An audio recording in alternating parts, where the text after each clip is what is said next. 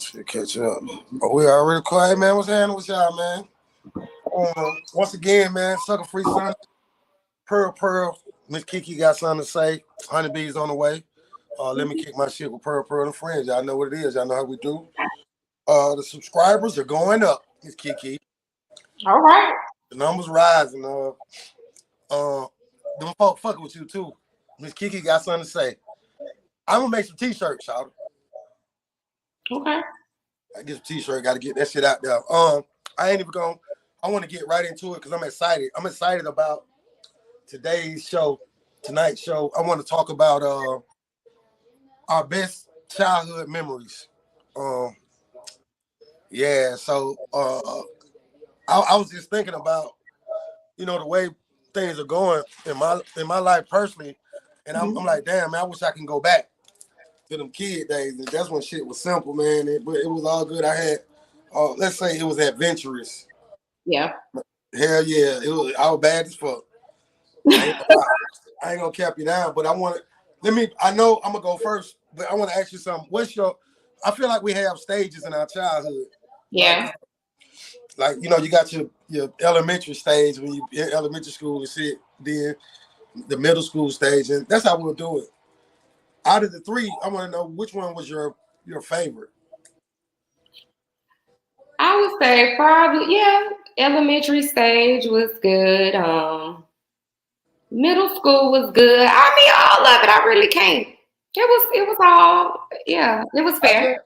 I just asked you that to see which social class you was in. See, that was a trick question, so I know we would have been in the same social group. But I was in that high social group, but I was one who always liked to get an underdog and bring them up. Right. It was because of my insecurities. I had a few of them, but nobody knew about them because I kept that shit in, But I got a couple of partners who'll be watching. They'll tell you, Pearl put the battery pack in their back. I did it to a few of them because them boy look at here. But anyway, I want to start with Did you play sports, brother? Hell yeah. What you play? You ain't gonna believe this now, cuz I was short as hell, but I was a quarterback and a point guard. Okay. I played quarterback. In football, we had this thing called option. We used to run the option, so it's really like a running quarterback. It's like a running back playing quarterback. So, yeah, that's a good question too. And I was a hell of a basketball player. That's why they call me Pearl. There used to be this cat named Earl the Pearl back in the days. I was in the apartment, so on Glenwood. Shout out to Glenwood. That's where 21 Savage them from. But Catalina Apartments, and I was out there just hooping. I used to throw up between my legs, throw no look passing and shit. And this old dude started calling me Pearl. And his name was Earl. Earl had a Jerry curl, and he used to be playing out there with us and shit. I never forget it because the juice used to get on the ball and shit. And we used to be like picking at him and shit. But he started calling me Pearl. I didn't know nothing about Pearl. Then I went to do some we had encyclopedias and shit. We ain't had no internet. I read up on Earl the Pearl. He was flashy, but it was a kid that went to Syracuse University. His name was Pearl Washington. He ended up playing for the New Jersey Nets. And he was a drug dealer basketball player. I was like, damn, that's my hero.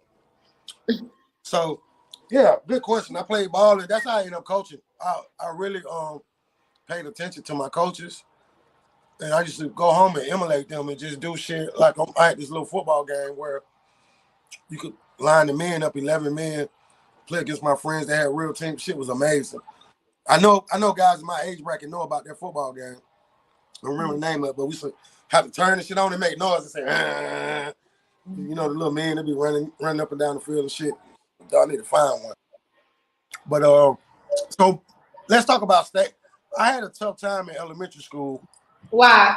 Nobody knew about it because everybody had big brothers. That was the thing they had, and I didn't. I don't know why, but it was a thing to have a big brother. If you get beat up, go get your big brother. Right.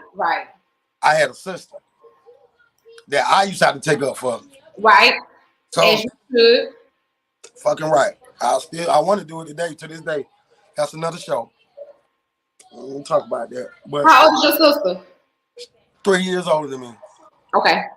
So now when we're in elementary school, she's the most popular girl in the school because my sister was more built than the other girls. Okay. Yeah, and she was kind of ahead of her time and shit. So it was good being her little brother, but because I used to be trying to hit on her friends and shit.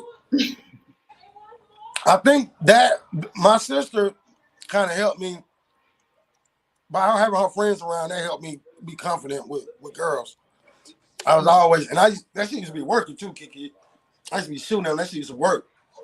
I ain't gonna call their name out. A couple of them, like in the older days, they watch us and shit.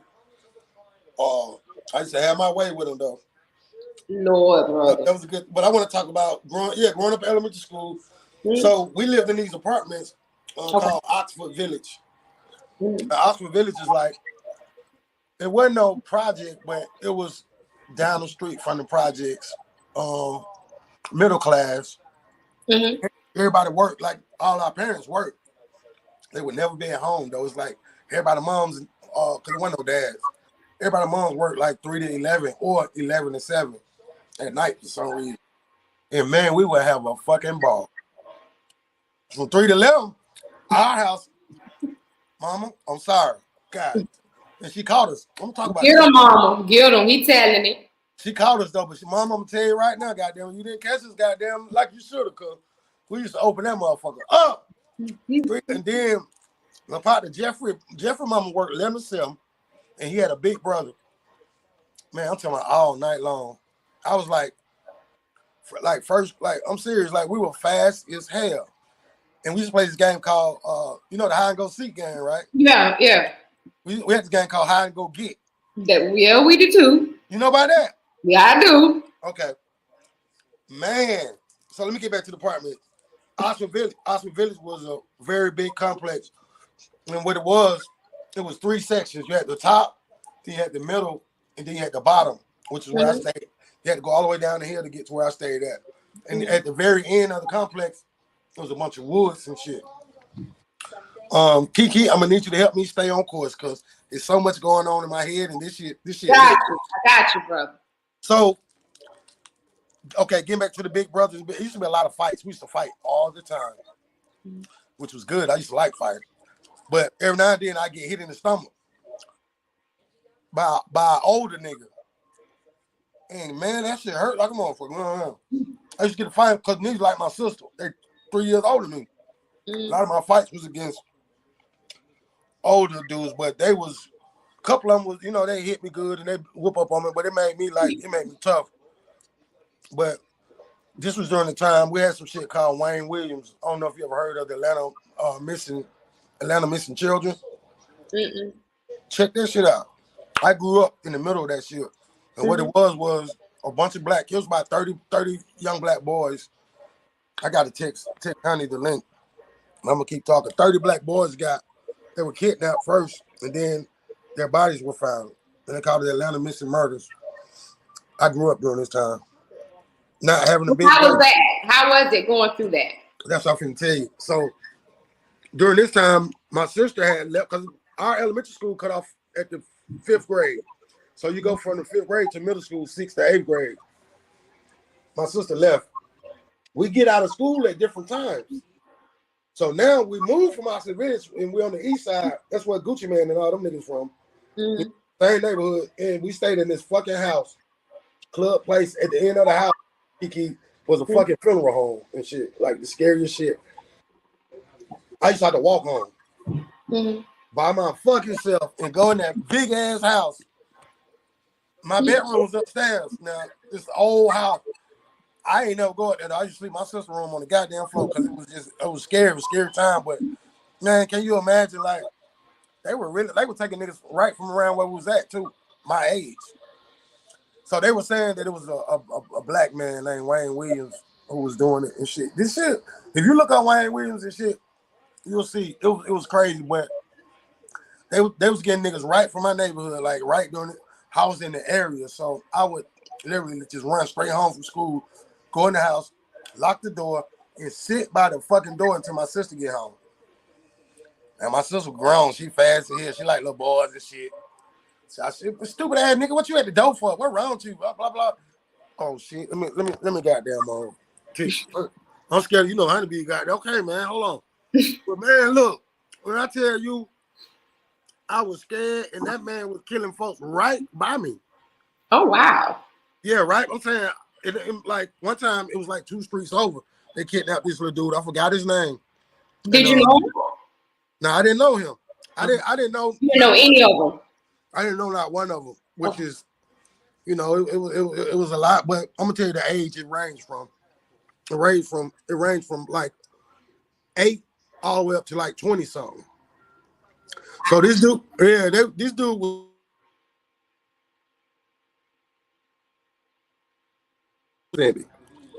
So it was scary, but I knew that it wasn't no black person.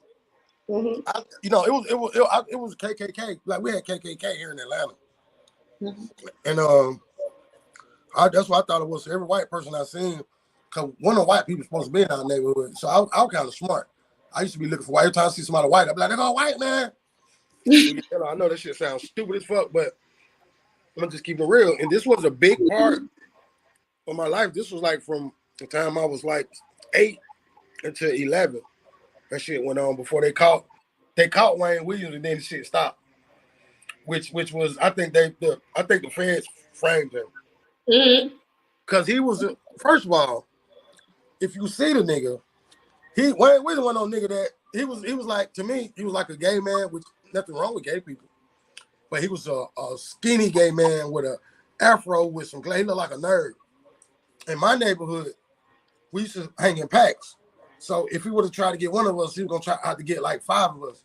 Mm-hmm. I know me, Jeffrey Douglas, Andre Williams, goddamn Brandon, we would have kicked his motherfucking ass if it was him. I don't believe it was him. I believe it was a couple of KKK men, you know what I'm saying? That here come honeybees. A couple of KKK men that did it. So every time I seen a white person, I goddamn, here go a white. Cause I stayed in the hood for real. We weren't used to seeing white folk. You know, white people till I got to high school. I'm just keeping the gangster, so I was not gonna play with no white man in no fucking pickup truck. And that shit fucked our city up. And still to this day, they got this man named Wayne Williams locked up for it. And he didn't do it. I'm telling you, very, very, hey, girl, what's happening? I see. Since you on mute, baby. There she go. Oh, she chewing her gum and shit. Okay. Hey, honey. You on mute, boo. You on mute, Shawty. But yeah, man, that shit was we're gonna get her off mute. There she go. What's up, honey? Hey y'all, how y'all doing? Sorry I'm not at home. I've been out doing my civil duty. I had a couple of heads for some young kids to get them ready for school tomorrow. Oh, that's so sweet. She's so dope. You so dope. I'm taking care of them babies. That's right. I don't give a damn about your grown-ups, but I'm gonna take care of them kids. See, I know that's right. That's what we do. Hey, I'm gonna speed you up on what we're talking about. And what we're doing like everybody gonna get their turn. I'm up. But we're talking about our favorite childhood memories. Favorite childhood memories. This is dope. I thought this would be a good topic. I'm in the middle. Hey, honey, are you familiar with the Wayne Williams story? With who? Wayne Williams. Dwayne Williams? Yeah. No. Oh shit, you just know that. Okay, have you heard of the Atlanta missing murder kids and shit? What? Yeah, man. She happened in the late 70s and the early 80s. About 25 young black boys got killed. Got 25 to 30 got kidnapped, fucking killed. And I'm upset because y'all don't know about it. And y'all should have known about that. Like that's how they hide this shit. It's a black eye on the city though. Nigga locked up for killing 30 little black boys. Like I was telling Miss KeKe, ain't nowhere in the hell this guy could have kidnapped these black boys from the project. But we used to fight back then. And the nigga didn't weigh about 120 pounds, and he was a nerd. He had on glasses. We were just going off looks. He wasn't gonna bed the butt. It was a good time growing up. We're gonna spin the block and shit, but what I want to do is just that's my most memorable memory is growing up during that time. So Miss KeKe, being a honeybee just got here, I'm gonna zip it on you. Let's talk about your childhood. Oh my goodness, my childhood. Shit, can we be Come off on the in. record? Can we be off the record? If I tell what you, you I what you tell you mean? about my childhood. I'm gonna be honest with you. I had a very good childhood. I had people in my life that was good at mentoring, good in pouring into us as the youth, being supportive in what we wanted and making sure we got there, even though I didn't take the path that was made for me. But anyway, I do remember when I was young, about 13, 14, on a Thanksgiving Eve. I do remember we did have a massacre in Kansas City, Missouri. A gentleman killed the girlfriend, which was pregnant with the child, the mother, and killed himself. So that was something that kind of hit me hard as a young age of letting me understand love and how can someone love you so much and hurt you so much. And that let me understand that don't love me. Because see, you can do things to what you love. You can mistreat things that you love. You can mistreat people that you love. Just be loyal to me. And see, being loyal to me is going to bat for me and having me when I don't have myself. So I would say that's probably like one of the tragic things that happened to me and had me understand how people work when I was young was that incident. But as far as good things, I've always surrounded myself around my uncles, my great uncles, and my male cousins because I knew that they was handsy. I got the girly stuff. I got that down pat. I understood how to cook, clean, take care of my household. I got a man, take care of my man, feed into my family, make sure my family is stable. If I'm not healthy, my family is not healthy because I can't take care of my family if I'm not healthy. I took on that role and understood that of being a woman, but I also wanted more and I yearned for more as a child. So I hung around men in my family so I could get that balance. And they gave me that balance of stability. I don't always need a pair of dick and balls to do some things around my house. I can be on strand on the side of the road. As long as I got my toolbox in the trunk of my car, my jack, and my four-way, I'm good. That's me as a female. And I thank God that I did have the men in my life that poured into me. So I can honestly say I had a pretty good upbringing outside of the trauma with my mother's situation. But time goes by and time will adjust that eventually. All I can do is keep on praying. All I can do is keep on praying and having faith that put my words on it and speaking from my mouth that it will get better. I want it to be better, and she wants it to be better. She just has to learn how to be submissive, and that's one thing my mother isn't. She's not a submissive woman. So tell them what you told me on my podcast. What advice would you give to the younger honeybee? I would say stop ignoring your elders. If I can give advice to my younger women, my younger people, period, stop ignoring your elders. Stop disrespecting your elders, because your history, you're not gonna get it out here in these books. You're not gonna get it at these jobs. You're not gonna get it inside these clubs. You're not gonna get it in these streets. Your history, your bloodline history, to help you get generational wealth for you and yours going forward, is listening, paying attention to your elders, getting that game, getting that knowledge they got. Because baby, when they dead and gone, we can't get it back. We can't get that because they not sitting back writing no memoirs and no books and no diaries. Right. You got to get that and get it right now. That's what I would tell my young folks. Quit being disrespectful. Have patience with our elders. Because, baby, I'm going to tell you what my grandma always told me. You get my age. Get to my age, baby. You get 65, 95 years old. You get there. You're not grown out here in these streets. My grandmother, 82 years old, is still growing, still learning. I would say pay attention to your elders. My youth, pay attention to your elders. Stop being disrespectful to your elders. Have patience with your elders. Because once upon a time, your elders was washing, wiping, and cleaning your ass. That's real. So brother Pearl, yes, baby. What advice would you give to the younger Pearl? To the younger you? Oh, great question. To the younger Pearl, I would say, man, you got to goddamn learn how to trust, man. I want you to stop it with the. Okay, well, I want you to tap into the toughness. Okay, tap into the toughness and learn how to accept love, son. Everybody ain't trying to hurt you, son. I know you went through a lot of shit, and I want you to let that shit go. You gotta let it go. You need to let people know what you went through. Talk about it. It's okay. You didn't do anything wrong. Damn, I say a lot to that nigga, man. I swear to God, that's great. Ain't nobody never asked me no shit like that, bro. That's a good question. I would say a lot. I got a lot to say to him, and I think I need to do that because that's gonna fucking help me, man. Oh yeah, we gotta embrace the younger us. Because that is a lot of who we are. And it's a lot that we didn't let go. It's a lot that we haven't acknowledged. It's a lot we haven't dealt with the younger us. And we have to. I ain't even think about that. It's still shit that I battle with. Like, damn, man, he said fuck me up with that. I tell you that nigga, you know what else I would tell him? What you tell him? I would tell him, don't try to force nobody to. It's not supposed to be like, it's supposed to be natural. You know, I was trained to be a narcissist. Why you say that? Why? What make you say that? Because I didn't want to hurt. You understand? I didn't want to be scared.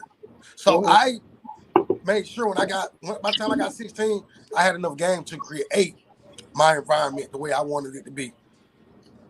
And I was successful at it. Now, it ended up biting me because it's catching up to me now. It has caught up to me now, and I got to deal with it. I never knew that I would have to. I used to think about shit like, damn, what's gonna happen when? But I didn't know the consequences and shit. I didn't know I was gonna be sitting in this chair right here, right now, battling. Do I want to live or do I want to die every fucking day? Straight up. Right. So I would anybody young, yes. Hey man, listen, man. You got to know that it's up to you to take care of yourself, and it needs to start at a very young age. Even if nobody don't. And guess what else I'll tell anybody that's watching, or anybody that's got a young man that's called Uncle Pearl. I got the answer. I swear to God on my mama, I help anybody and everybody.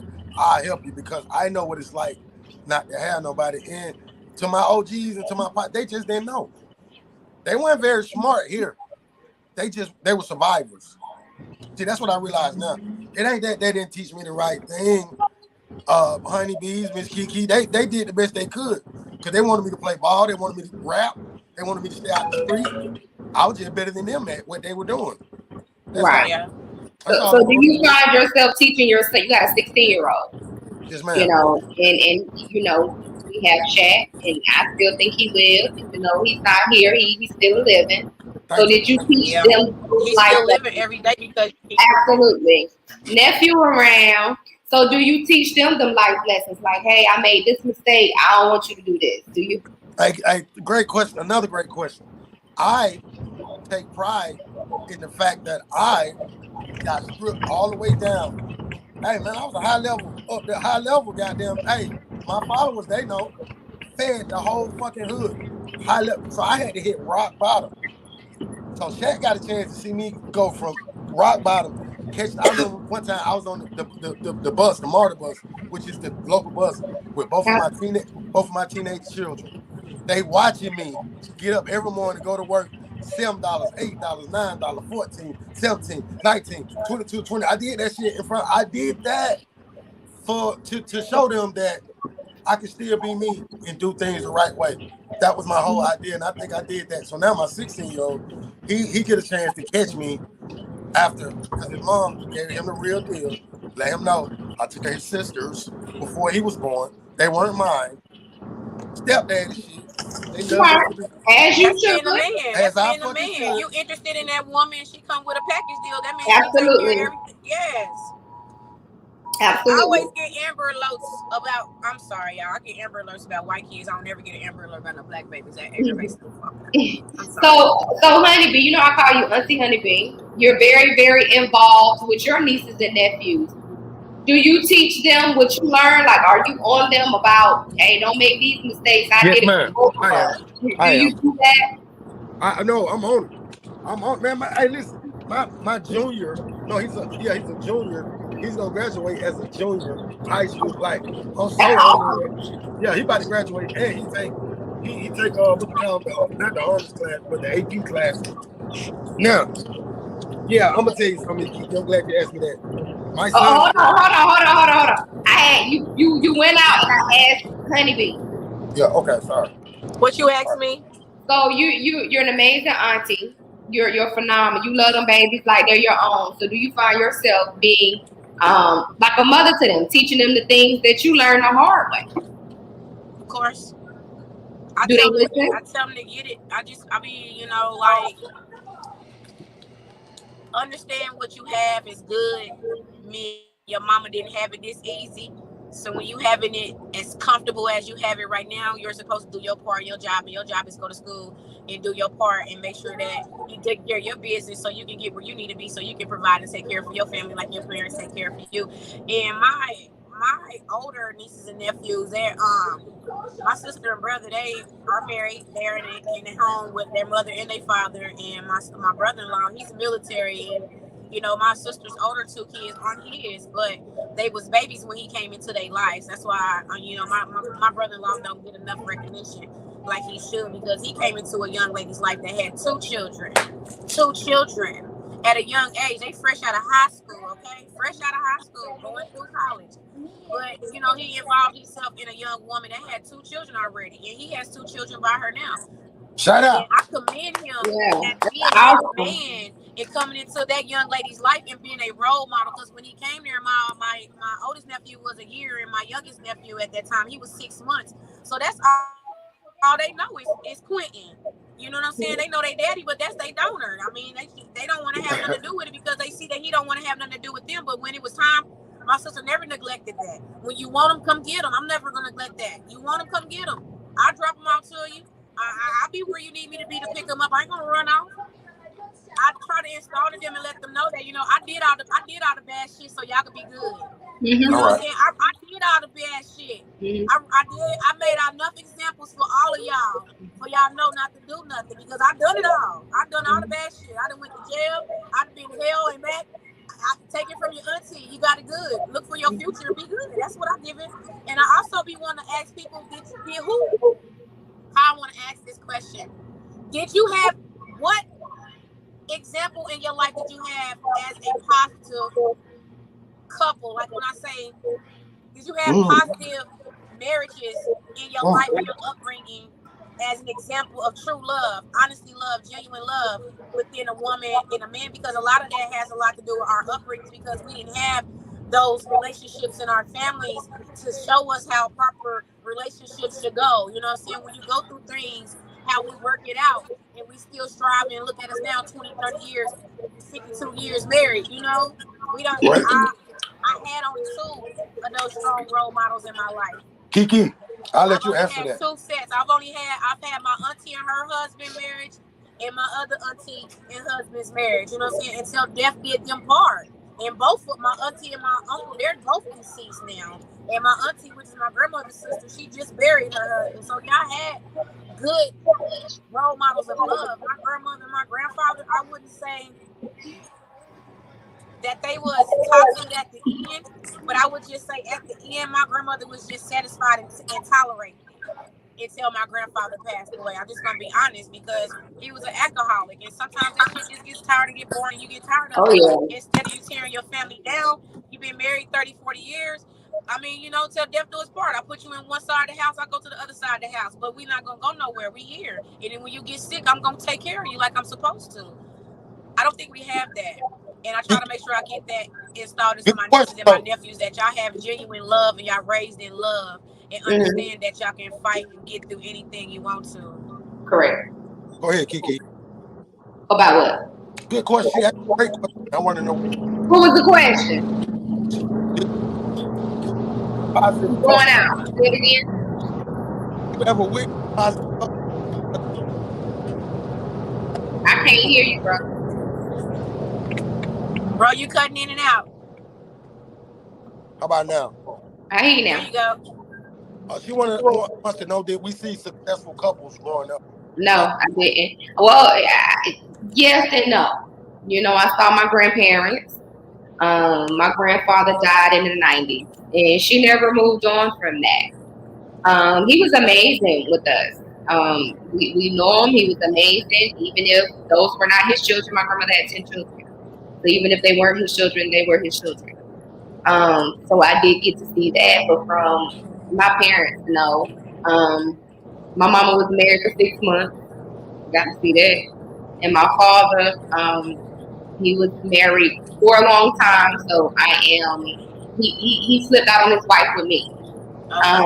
So that's kind of an example that I would want to live by, and of course that causes emotional trauma in a child.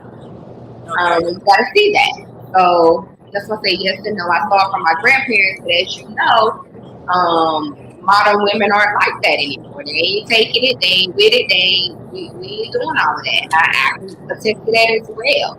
I'm not gonna keep saying that if you having babies on me or you cheating on me or you beating on me. I'm not doing that. Where back in the day, they would. They took it. You know, the men were the breadwinners. I'm the breadwinner. So I don't have to take that. You see what I'm saying? Right. So it Yeah. has to be about love coming at me. It ain't got to be about money because I got my own bag. Yeah. Me personally, I, I I did see one couple, but they didn't last. It was my Uncle Salim and my auntie Bird. Burn passed away. R.I.P. My auntie Burn. Great couple. They were a Muslim couple. Um, I used to always want to go over their house on the weekend because they just had everything. You know what I'm saying? This man still to this day, he's a man in my family. Now he married to my family. Yeah. Um, yeah, he a Muslim, but I want to say this. I fucked up so much in my relationships that I swear to God, man, I want to do it right. Now, you know, you have people say, "Oh, you just get your karma and all." Okay, that's cool. I'll take that. But I think God knows in my heart, I wanted all them shits to work. Like I told y'all, I don't want who lost sleep. Motherfuckers ain't losing no sleep. I don't want who I love hard now. Now, did I do fucked up shit? Yeah. But let me say this. But why? Why did you? Why? I'm about to tell you. Okay. Especially when I was like for a period of time, I was chubby. After I got shot, I just I started balling like hard, like fuck it. You know, I started to get fat. You know, so the woman who I was with at the time, when we get to argue, you fat motherfucker, don't nobody want you. You gotta pay him. You gotta. Matter of fact, I loved her. I swear to God, I did. I loved her. I only wanted her. But instead, baby, it ain't no excuse. I don't want because that's I'm speaking to the 20-year-old Pearl now. Now as a man, I if I come up Sus.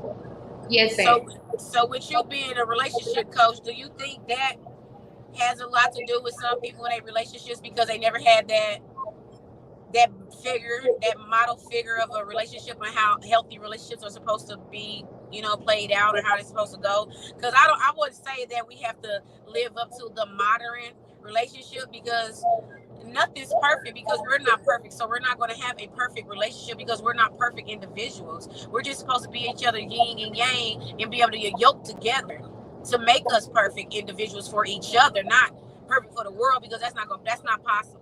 I right, mean, we're made in the image of him because he's perfect. So we right. are perfect people.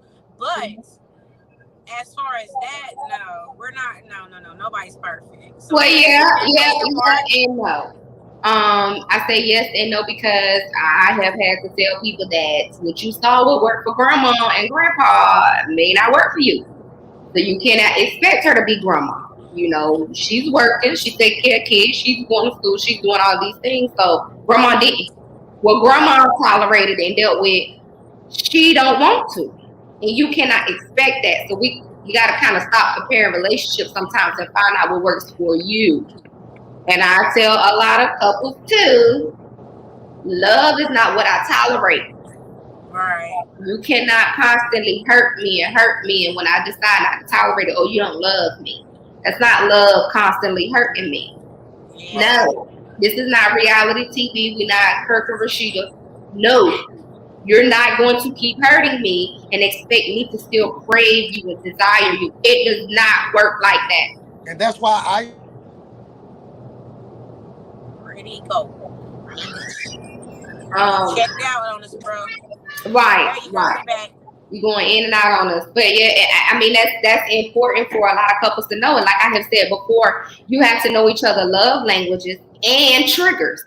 You know, Yes. it cannot cater to you if you want quality time, but I'm buying you gifts.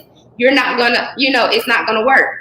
But I have to know what triggered you too, because people play on that. They get mad at each other and they say, well, that's why this happened. You don't do that as a couple. Yeah. No. And tit for tat. Tit Yes. for tat. We're not kids. We don't Yes. go back. And I don't like that. Kids. No. We don't get nowhere. We don't get nowhere with that. No, we don't. And if I tell you something in confidence will hurt me, don't throw that in my face when you're upset. And using my pain as ammunition is not good either, because I came to you in confidence. I thought you was somebody I can trust with them secrets that hurted me for you to heal me, help me heal. But now, what do you use it as ammunition to hurt? What do you do when somebody do that to you? What do you do the very first time somebody throws some shit in your face? I mean, I can't hurt twice over my shit. Let me say that. You can't hurt me twice over my shit. I've already been hurt by it. Okay, but it's just the fact that you tried to use it to hurt me. That's the part that hurts. Is that because you're hurting. Yeah, you feel that deep to go that far to cut me. I ain't that hard. That shit that's what hurts. It fucks me up because I've had a person to tell me, well, you say everything on your podcast anyway. Hey, listen, man, let me tell you something, man. I'm gonna tell you something. What you're not gonna do is take my kindness for a weakness. Like I'm just vulnerable in a moment. Let me explain something to you. Before I get cold with you and do you bad, I'm gonna just get the fuck on. Cause that's not the time I'm on right now. I did that shit already. But that's not love either. And then you have to figure out who you're loving and who you're in a relationship with. Because if they're hurt, they're gonna hear different. They're gonna love you different. Hurt people are just different. Hurt people really do hurt people. So if you're loving and you're trying to love somebody that's hurt, it's not gonna work. It's not gonna work. We have to recognize it. Absolutely. And you should, and that should be a part of the dating phase. You know what I'm saying? Like, hey, it takes time, but it'll reveal itself.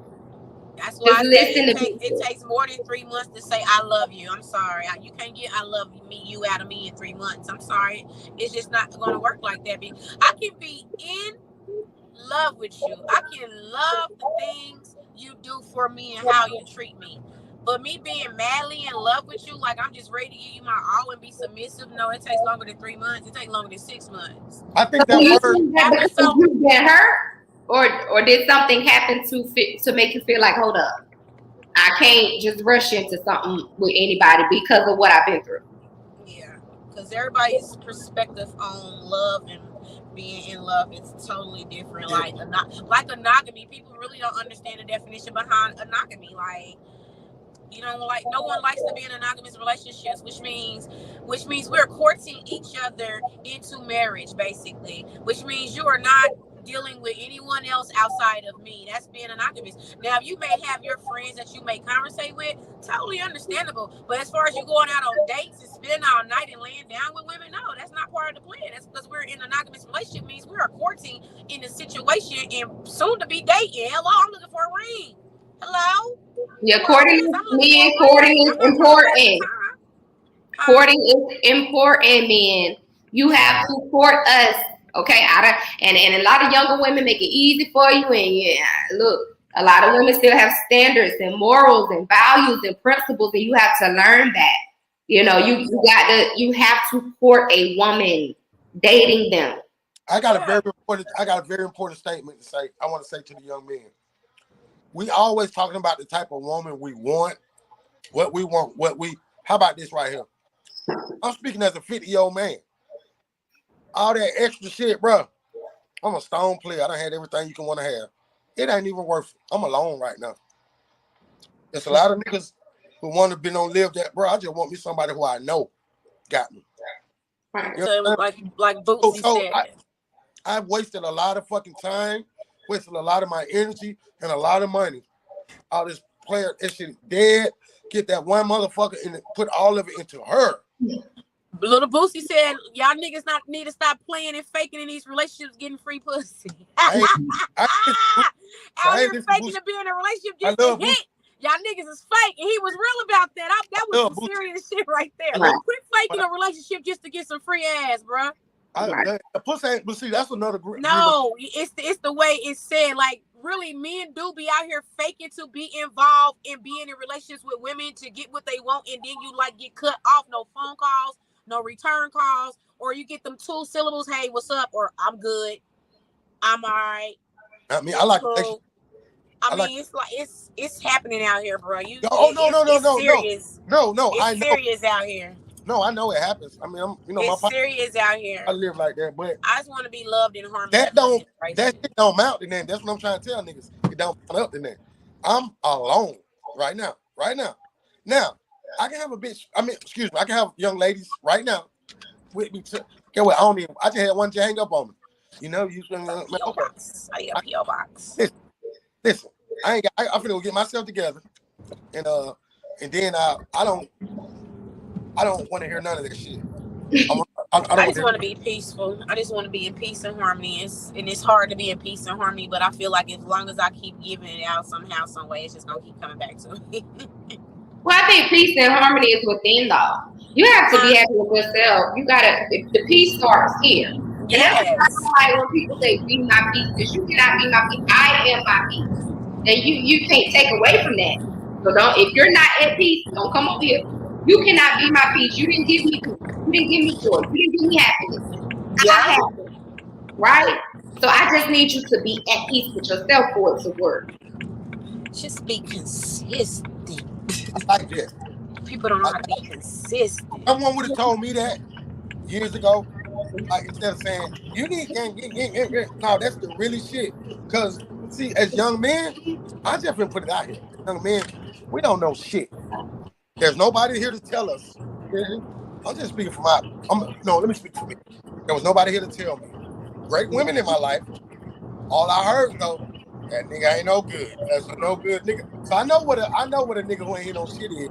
Like I said before to y'all, I aspire not to be that. I have been that, but I think I've dealt with a lot of bullshit women too.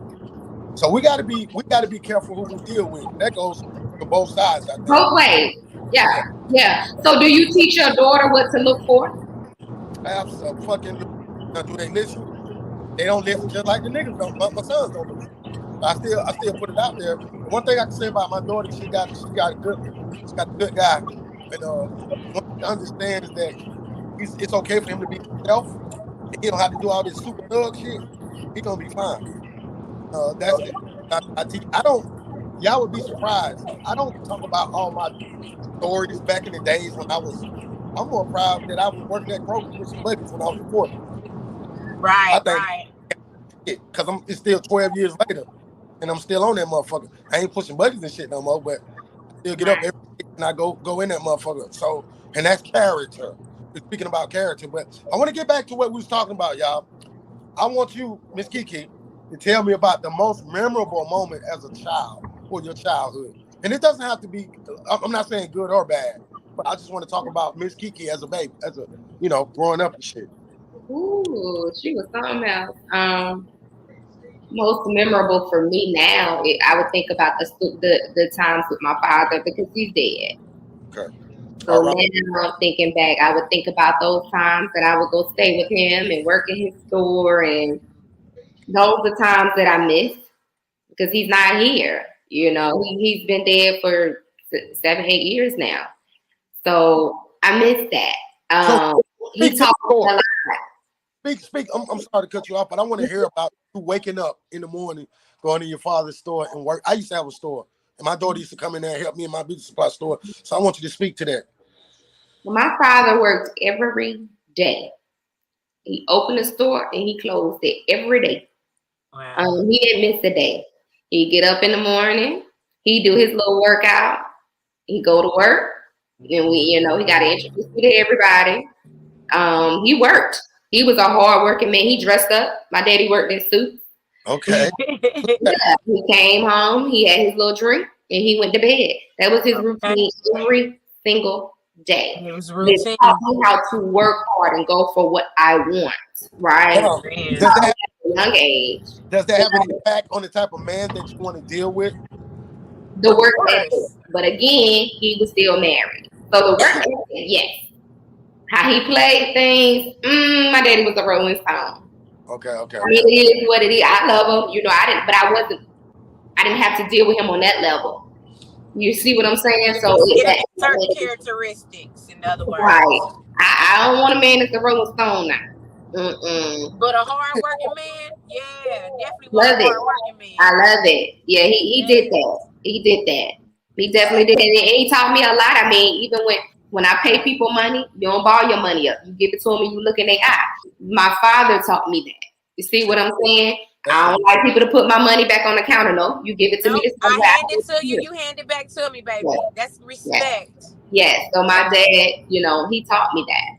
I like that. That's dope. That's dope as fuck. Hey, honeybees, give me something that one of your parents, either one of them, taught you. It can be your father or your mother. Give me something that one of those values that you still, you know what I'm saying, you took it with you throughout your whole life. Like, fuck your feelings. Yeah, that's your shit. Your shit. That's your shit. That's for real. My feelings don't matter. I don't care. Don't matter nothing. You're going in and out, sis. Yeah, you're going in and out. I was allowed to feel. I was saying that what they was doing was preparing me for the world. Making me understand that, you know, everything out here ain't gonna be sweet. You know, everything out here ain't gonna be sweet. And I think that's one reason why I'm so firm and I stand so strong right now to this day as the woman that I am and the woman that I'm evolving and becoming, is that, you know, you gotta pay attention to who you give your energy to. And I had to learn that. And it took me forever to understand it. It took me till I was in my 30s and my 40s. It took me to now to really understand, like, when they say, how old was you when you figured this out? Shit, in my 42 this year, I had to understand my energy. And that's something that I learned when I was young too, because I was vibrant. I was hyper. I was all over the place. Do something with that energy. I just learned not to let the world like just put me in a ball and keep me in the corner. You know how some people can say they went through a midlife crisis or they're having a midlife crisis. I'm 42. I don't know if I went through one or I passed it, because all I know how to do is survive. And that's what I was taught. And that's something I've been taking with me from day one when I was told, I mean, you know, you live with people that don't give a fuck about you, but I love you because I got to take care of you because your mind's fuck your feelings. And that's how I was raised. Like, I was spoiled. But at the same time, I understood life out here. You know what I'm saying? I really understood that. And I take that to everyday lessons. And every time I wake up and I look at myself in the mirror, I have to remind myself that ain't nobody giving a fuck about my feelings. Nobody really care how I feel. I mean, not saying that no one cares about me. I'm saying as far as, shit, you know, the strong always looking out for the weak. But it's rarely anybody the strong can call on. It's rarely anybody the strong can call on. Strong don't even want to call nobody. It's rarely. I mean, the strong, that's how they feel. But you know, the strong fall weak sometimes too. The strong cry. We hurt. We have bad situations too, but we wear that shit good though. We wear it real well. That crown don't ever get tilted. It stay adjusted right on top of the head, firm. And that's just something I just learned how to take with me. Just always make sure somebody understanding me. Look a person in their eyes when you're talking to them, because you mean what you say. You know what I'm saying? Be a woman of your word, because that's all you got out here. Stand on it. What you can do, you agree on doing it. What you can't do, say no. You can't do it. Miss KeKe,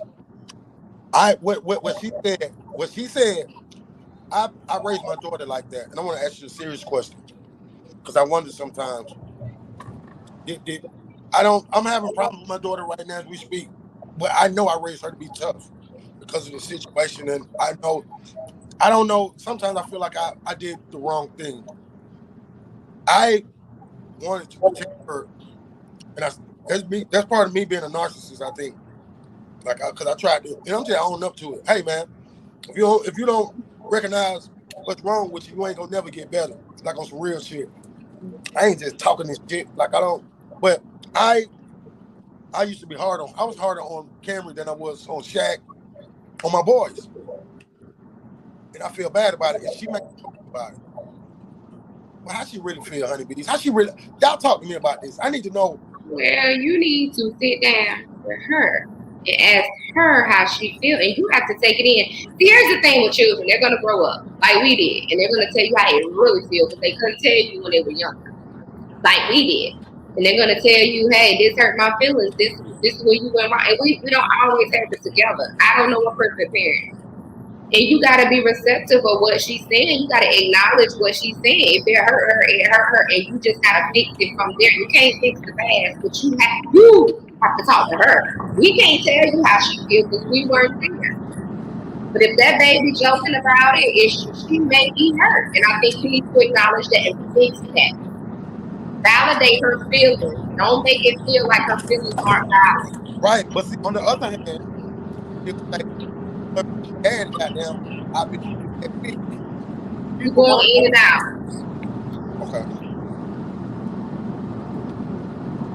Okay. Yeah, you good. I say on the other hand, she'll say, if it wasn't for the way you did me, I would be eating up out here.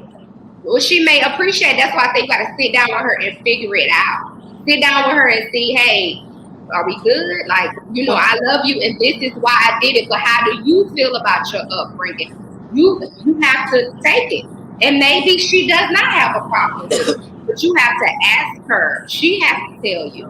You have to be very open to what they're saying, and it may hurt, but you got to be open to it. She needs to know that you really care. You cared then, and you care now.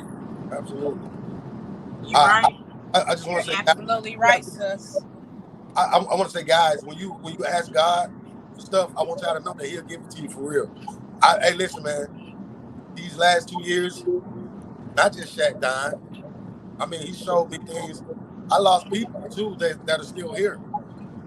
Hurtful, man, but it's real. So be ready for what you ask for. He real, in my opinion, and to my experience. But the tongue is a powerful sword. Yeah, I want to get back to this childhood. My high school. Oh, hold on. I got one memory. I didn't mean to cut you out, yo. I was 5 years old cooking breakfast for my grandfather. Go ahead. 5 years old over a gas stove. I was frying. I was making sunny side up eggs, bacon, smothered potatoes. 5 years old with a chair. My grandfather was an alcoholic. You know what I'm saying? He stayed sober enough to go get that money. I'm gonna say that. He stayed sober enough to I hope you cooking when I come there. Right. You're cooking that. I hope you cooking when I come visit. Hey, baby, I'm telling you that breakfast is a meal that I've mastered at 5 years old. Breakfast, I cook that in my sleep, and you gonna be happy. That's right. I'm gonna be happy. That's right. You was cooking a full breakfast at 5. Hey, man, my grandmother was upset about that, but once she realized that I wasn't burning that, I've been cooking breakfast for months. You hear me? Months before she came home early one day. She came home early one day, and the house is smelling good. She like, Jimmy, what you cooking? Smell good here? I ain't cooking shit. Rabbit in there cooking. That was my nickname my grandfather gave me because I was all over. I never stayed still, so he gave me Rabbit as a nickname. Rabbit. So it's like, Rabbit in there cooking. She came around there cooking. Kimmy, you got this baby in here. She ain't number 5 years old. Baby. She was like, well, hell, she ain't burned down. I'm like, I know what I'm doing, Grandma. I know not to put the towel on the stove. I got my chair. I'm good. Right. She like, get your ass down off my dang old stove. But when she realized that taste that breakfast and that breakfast was good, she had nothing to say after that. I know that's right. I love it. High school. Let's talk about it. KeKe, I want you first. Take me through the 9th grade to your senior year right quick. Do it in 5 minutes. I want to know your high school experience. Yeah, I love high school. I can talk about this shit all night. I enjoyed high school. I did. Something happened at 15, and some switches happened, and I just wasn't that same little girl anymore. I was out there, I was drinking, shouldn't have been. Smoking, shouldn't have been. At the club, shouldn't have been. I hung with a lot of guys. I enjoyed it. I was working. I enjoyed my high school years. I did. I can't complain. Lit. Shit was lit. Yeah. I enjoyed it. And I tell my son, enjoy it. You're not going to get that back. What were your grades like? Great. I was smart. A, B, I might have had a couple C's, but I was always smart. Even if I wanted to, because I might have I knew my work. Okay. You see what I'm saying? So, real smart. Honeybees. Tell me about the honeybees in high school. Woo! Child, I was bad as hell. Oh, Lord Jesus, they called me Mike Tyson. That's all the hell I want to do was beat somebody's ass because I got tired of folks picking on people. I wanted to beat up on the bully. I wanted to beat up on the bully shit. You want to bully somebody, bully me because I'm good with fighting. That's all I do on the block. The block, that's all we do. We put gloves on to go head to head on the block. You want to fight somebody, don't pick on them. Pick on me. I'm little. Pick on me. I'm skinny and little. Pick on me. You know what I'm saying? Fight me. Don't fight them. You know what I'm saying? I was bad as hell. You click me through the front door. I'm coming out the back door. Got me fucked up. I'm trying to go smoke, get high, and drink real quick. Skip school. I was bad as hell in high school. I'm not going. Did y'all have boyfriends like the high school? I had a boyfriend at school and I had a college boyfriend. The difference between that was I can go on the weekends and visit my cousin and visit my college boyfriend. The boyfriend I had at school, he was just at school. We didn't talk outside of school. We didn't talk. No, we was boyfriends, girlfriend only on school grounds. That's good. You said what? So you were having sex with good. I wasn't having sex. No. Good. No. Good job. But I mean, now don't get me wrong. I finally gave up the stanky leg, but I wasn't, between them two. No, it was more of just being the catch. You know what I'm saying? Being young, you know what I'm saying? You're pretty, you bow-legged as hell, you running track. I mean, it was more the chase to me. That's what I got out of it. I enjoyed more the chase, but I was bad as hell in high school. I ain't even gonna sugarcoat that shit. I was a bad boy. I was bad. Boy. If my mama could issue out ass whoopings over the phone, I probably could have got about 1,000 of them. Woo, girl. Baby, it was serious. My uncle used to come from California to whoop my ass. That's how bad it was. I ain't care. I will fight you in a heartbeat. I was going through things, and instead of them getting me some help, I was taking it out on people. So I felt like if you was bold enough to fight somebody because you wanted to be a bully because somebody was smarter than you or was dressed better than you or you got other shit going on in your household and you just want to pick on somebody because you feel like you big and bad, just believe you got a match in this school and it's me. I'm ready at all times. And that's bad because I they end up trying to jump me. I got hit in the head a couple of times with some locks in the sock. They had locks in the sock, fight me with locks and socks and stuff like that. But I had female cousins too. So, going home and calling around of the cousins up like, shit, I need y'all on the bus stop tomorrow morning. You got folks not even coming out their house to get on their bus stop because they like, shit, I didn't know she had that many cousins. Yeah. We come thick around here. We call one. We all coming. But right. As it should be. Yes, as it should be. My mama said, hold on. What they think? You by yourself? Hell no. Hold on. Let me call my sisters real quick. Get your cousins up here real quick. So, and my cousins, they went to private school, but they was bangers. Because like I said, we used to put on the gloves and go at it. Like we made each other tough. Like we wasn't going to be soft. You wasn't going to get beat up and get bullied on. No, somebody mess with you, you going to whoop their ass. But I didn't keep it at the house. I took that in the streets, and I mean, I had a learning disability that kind of bothered me while I was in school. It kind of made me kind of fade away from school. But then again, I did have good peers that was like, well, don't worry about it.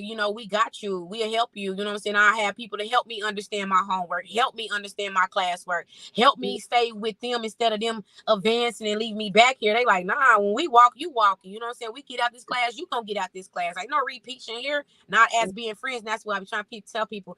Your friends ain't gonna leave you hanging, man. Your friends not gonna leave you 30 steps behind them. Your real friends, your sister, your folks, they gonna keep you right here with you. Right. And that's one thing I did love about high school is that, don't get me wrong, high school was crazy, but you still had them type of people in your life that was like, fuck that, if I'm getting it, you getting it. If I gotta do your homework for you and explain it to you later, that's what's gonna happen so you can get out this class.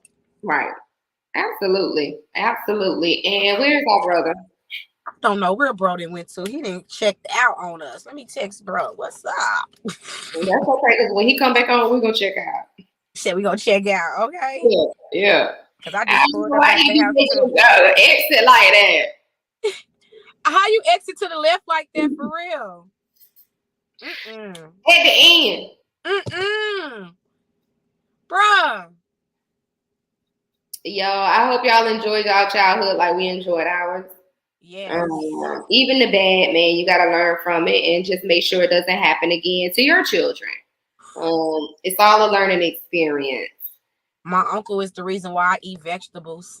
He held me at the table with a pocket knife and made sure I ate my vegetables when I was young. Oh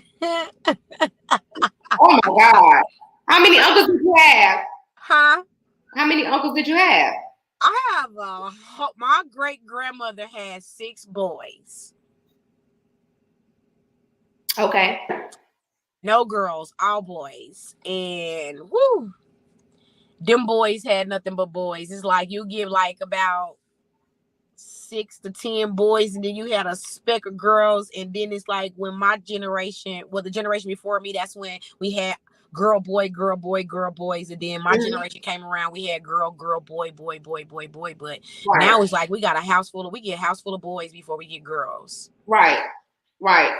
So it was big. I have a huge family, and we're spaced out, and I love that familyness. Like I hate that it comes where you don't get the family reunions no more, but it's always a funeral that brings us together. I get so tired of death bringing us together. That's aggravating to me. And then when you do exchange phone numbers to keep in contact with family after those funerals, the conversations don't last long. Everybody will go back their own ways. You know what I'm saying? So yeah, and that's a lot of families, sis. It happens with a lot of us. Yeah. It's hard. I want to bring back family reunions. I want to bring them family reunions back, man. Well, I know the elders. I'm gonna pull up. It's the elders, man. Them elders is the ones that kept that shit going. They did. And that's what I was saying earlier. It's like we gotta stop and take time out for our elders. We have to have that patience. We getting you, bro. We got to have that patience so we can get that history and know how we supposed to organize those type of events. How we get those type of events started. Where we start at, first of all, what we do is pick a date. Now we send these dates out to everybody, let everybody know, okay, so these are 3 dates. The majority gonna rule on these 3 dates. You know, it's like you don't get that no more. In my family, we've been us youngsters, our generation, we've been really trying to put one together for so long. And it's like you got family, well, I don't deal with them, I don't deal with them. Well, why don't you deal with them? Like, this is the time that we need to come together and trying to figure out why we don't deal with each other. Who put the lies out saying something somebody says something? Who started it to where you fall back off your family? Because somewhere down the line, someone was gossiping and saying something about he say, she said, we say, I'll say, and somebody felt some type of way. And that's when the family start falling back, or either when I done called you and I needed you for some help, instead of you being honest with me, let me know, like, you not up right now. I don't have the room to help nobody, but you know, I got a bedroom for you. I got some food in the refrigerator if you need it. You know what I'm saying? I got a ride I can loan you if you need a ride. I can come and take you places, but financially I'm not there. And that's where it comes to, where you can't lean on your family fall back. And that's just family start treating you like a friend and a foe. Like, I can't get what I want out of you, so I just fall back off of you. And you're not supposed to be like that, because support is not always financially. Support is not always the dollar. Right. Well, what about the people that like me? I support with dollars. So why would somebody think that I need dollars? So they shy away from support. Sometimes niggas just need support. I like to know that somebody care about me. If I know you care about me for real, when I go out here and take these chances, I'm going ahead and take these. Yeah, I'm gonna tell y'all something. The worst thing you could do is realize that you've been taking chances for motherfuckers that don't even give a fuck about you. That's the worst thing in the world. And sometimes it's blood. Sometimes it's blood. It happens. You main ones. Because you're vulnerable to family. The key word there, you're vulnerable to family. So it be your blood. Yeah, you feel obligated to love those people. Yep. You feel obligated to tolerate it. You know, we do. But we live and we learn, and that'll be another episode. I like that about y'all. Both of y'all. The scriptures say feed it with a long handled spoon. My grandma always used to tell me, you don't be a fool and don't be no damn fools. You better not be a fool twice. That's on you. Hey, so I want to personally thank both of y'all for sharing these stories with us, and I'm starting to keep it under an hour now. I got some good insight on that. Hey man, another great show. I want to talk to y'all about something though before we go. I was just in an Uber with a young lady, fine as hell. Oh my God! But she spoke to me about this some serious shit. The surgeries that everybody's having. She's gonna bring a nurse on here, and we're gonna talk about some of the health good and the bad pertaining to these surgeries, and she's gonna give us some information on this one word she said called elastic. Yep, electricity. Yeah, Electricity in the body. Your body ain't yeah. supposed to be, if your body ain't built to be stretched like that, it ain't supposed to, baby. Hey, that's honeybees right there. ATL honeybees. Miss KeKe got something to say, man. Y'all fuck with them, go find them. But that's what we got coming. So I'm gonna get a couple of dancers to come on, and we're gonna talk about this. I know a couple of young ladies that got that shit, and it didn't feel right. And this young lady spoke to the say the word again one more time, honeybees. Electricity. The electricity. So we're gonna talk about that shit. It's dope. Hey, we do dope shit over here. Tomorrow, my subscribers, I will be on the Miss KeKe got something to say show. It'll be my second interview. Hey, with KeKe. Yes, we will. I'm gonna give you everything you need. So I've been doing push-ups. So I'm just fine ahead of my muscles. Bro, crazy. I had your North Carolina friends. Hey, we should do a flavor like the flavor pearl or whatever. Like Okay. yeah, I'm You like to do a wife. that? I want a wife. So We can do that, brother. And I'm gonna You get my gotta treat them right. My name attached to it. You're gonna have to treat them right. KeKe, you already got me straight. Between you and Honeybees, yeah, we working. I ain't going back the other way. We going back this way. So, hey man, I love y'all. Y'all keep doing what y'all do. Love you too, big bro. You need to hit me up right after this. Okay, over here. Oh shit, yeah, I'm gonna get a whipping. It's all good though, man. It's good shit. Let's get my shit pearl friends. Damn, I leave no porch light on. Hold on, y'all stay on the phone until I get. Oh yeah, we got to stay on the phone with Honeybees and she go into our house. Ghetto podcast. Man. I got my piece on my hip, but shit, at least I can tell y'all to call 911. Yeah, we will. We definitely will. Let's make sure you get in the house, baby. Exactly. Hey man, one love, man. We're gonna stay on the phone with her though. We're gonna stay on with her, but I'm gonna end the show.